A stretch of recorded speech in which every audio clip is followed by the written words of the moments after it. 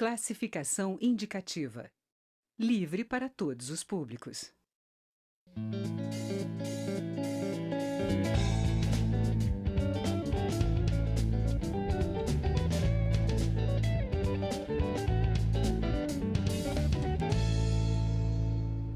O pacote anticrime apresentado pelo ministro da Justiça, Sérgio Moro, foi distribuído a um grupo de trabalho da Câmara, que está analisando as propostas. No Senado, algumas sugestões de Moro foram transformadas em projetos de lei. Uma tipificando o crime de Caixa 2, a outra determinando que o julgamento de crimes comuns conexos ao processo eleitoral seja realizado pela Justiça Comum.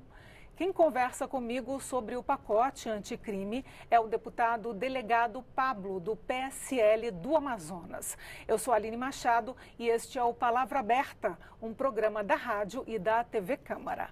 Deputado delegado Pablo, muito obrigada pela presença aqui no Palavra Aberta. Eu que agradeço o convite, é bom sempre estar aqui. Eu queria começar pela tramitação das propostas, depois a gente elenca os pontos do pacote anticrime.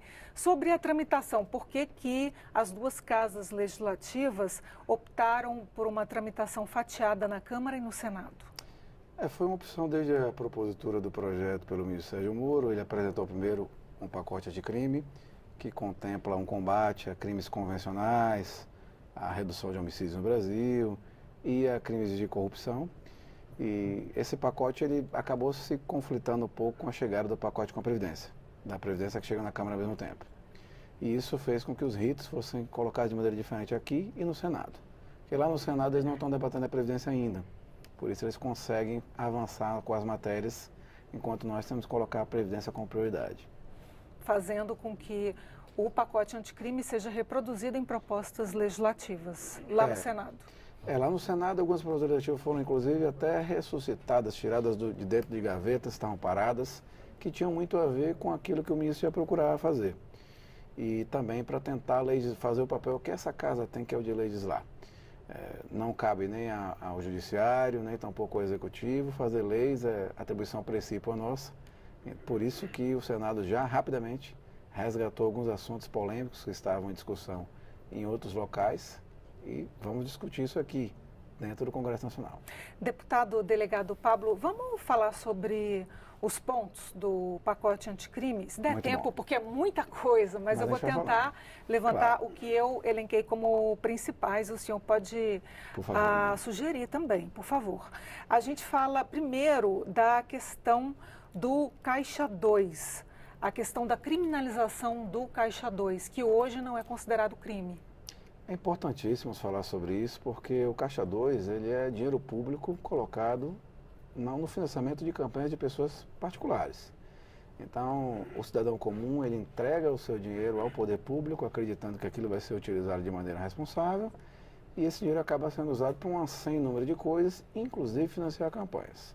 A partir desse momento, o candidato que recebe esse recurso, ele tem responsabilidade com o dinheiro que é do poder público.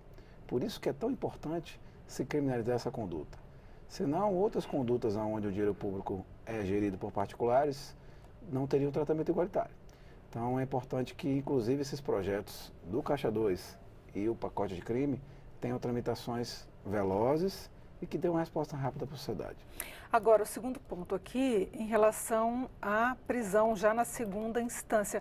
É uma medida bastante polêmica porque conflita com a Constituição. Alguns juristas dizem, né? A Constituição, ela diz que a pessoa só pode ser considerada culpada realmente depois do trânsito em julgado. Não seria necessário uma proposta de emenda à Constituição ou pode ser uma proposta legislativa comum?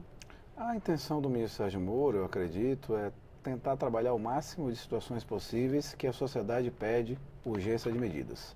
Por isso ele colocou essa questão aí já da prisão em segunda instância, considerando sendo ponto pacífico essa medida pelo Supremo Tribunal Federal.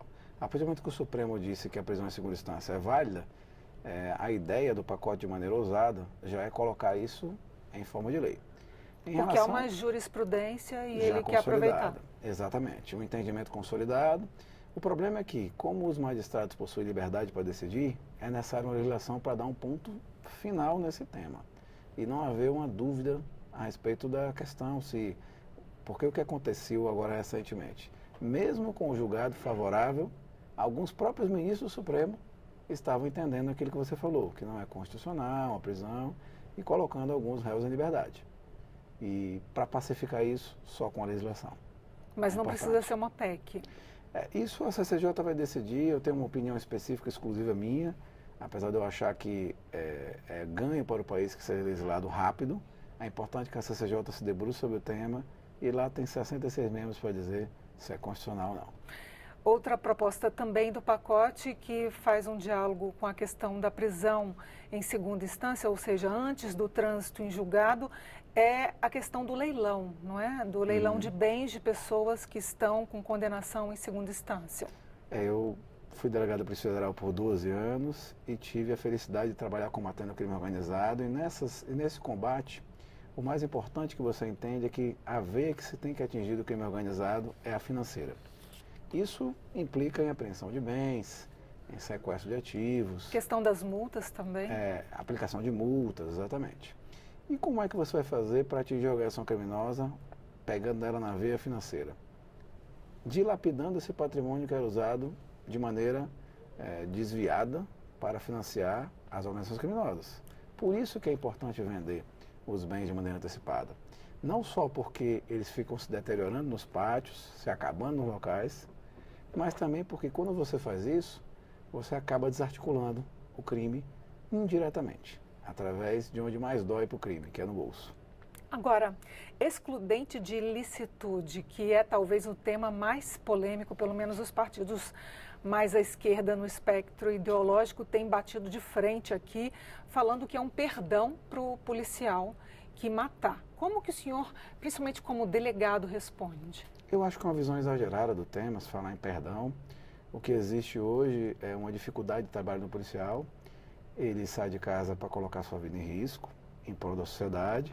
E caso ele se envolva em algum incidente, onde ele tenha que, por uma infelicidade do destino, alvejar alguém ou participar de algum tiroteio, ele tem que ter alguma salvaguarda jurídica de que ele pode trabalhar em prol da sociedade, em favor da sociedade. Senão, o que é que nós vamos ter? Nós vamos ter policiais preocupados em agir, em trabalhar. Aquele caso famoso que aconteceu, se eu não me engano, no Sul, numa viagem da apresentadora Ana Hickman, que o cunhado dela acabou matando o fã que entrou no hotel, ele se encaixa? Sim, existe uma defesa. O cunhado dela, ele não era um policial, na verdade ele foi defender, se eu não me engano, não tenho todos os dados a respeito desse episódio, mas ele foi em defesa da sua parente, que é a Ana Hickman, e naquele caso ali é a demonstração de que a arma ela tem um poder não só de letalidade, mas principalmente de defesa da vida. Se ele não tivesse condições de utilizar o armamento para defender a vida, talvez a Ana Hickman, que é uma pessoa do bem, que todo mundo sabe, não estivesse entre nós agora conversando.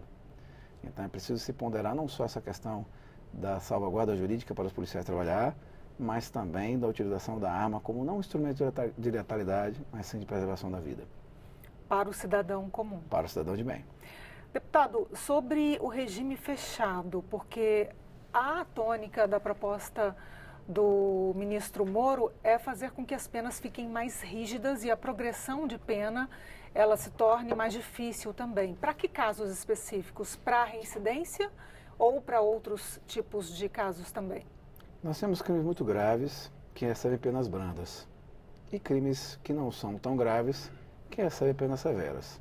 É preciso uma reformulação da nossa legislação penal para que aquilo que for realmente importante, como é a vida, como é a integridade física, seja punido com a devida repressão, o devido peso. Infelizmente, eu até falei isso enquanto trabalhava como policial em candidatura, muitas pessoas que têm parentes seus que pagam com a vida a criminalidade, vão para as televisões, vão para as ruas dizer assim, eu quero justiça, eu anseio por justiça. Mal sabem elas que o preso tem direito à progressão de regime, à saída temporária, à saída no Natal. Inclusive acaba com as saídas temporárias, os saidões. Exatamente, os saidões. O preso tem direito a depois ficar em liberdade com a tornozeleira. E isso tudo argumentam os defensores de direitos humanos que o preso tem uma segunda chance. Eu sempre fico perguntando, Alice, a segunda chance de quem morreu, a segunda chance de quem teve o seu patrimônio perdido. Aonde está essa segunda chance? essa pessoa não teve segunda chance. E em países organizados e civilizados do mundo, não há tantos benefícios para quem é julgado e condenado, processado e julgado. Aqui no Brasil, o cidadão é condenado a 6 anos de cadeia, por exemplo, muitas vezes não chega a cumprir um ano inteiro. Então, a gente pega o Código Penal, abre ele e fala assim, esse crime dá 6 anos de cadeia. Mas não é 6 anos de verdade. Porque ele vai ter Porque todos ele tem a esses progressão de benefícios. pena antes disso. Isso, progressões, benefícios aí de suspensão condicional do processo, benefícios que fazem com que aquele réu acabe não ficando preso. Crimes de até 4 anos é praticamente impossível a prisão. Porque há penas substitutivas, há medidas substitutivas. Então, isso já é uma sensação de impunidade muito grande. E o nosso país está cansado de impunidade. Deputado delegado Pablo, foi um prazer recebê-lo aqui no Palavra Aberta. Infelizmente, nosso tempo já é está curto, né? no finalzinho. E o pacote é grande. Mas acho que a gente deu uma revisão geral. É verdade. Aqui. Faltou falar um pouco de facções armadas, né? Que eles também têm que cumprir a pena em presídios de segurança máxima, mas acho que a gente conseguiu fazer um bom resumo. Sem dúvida. E o pacote, ele, antes de mais nada, é uma junção de medidas arrojada que tenta fazer uma mudança em prol e por favor do Brasil. Todo mundo sabe que o ministro Sérgio Moro é um brasileiro de referência e ele fez aí o que ele pôde, agora cumpre a nós aqui no Congresso Nacional, ampliar o pacote, colocar mais medidas para trazer segurança e paz para a sociedade. Muito obrigada pela entrevista. Eu que agradeço. Muito obrigado. Bom, eu conversei com o deputado delegado Pablo, do PSL. Eu sou Aline Machado e este é o Palavra Aberta, um programa da rádio e da TV Câmara. A gente se vê no próximo programa.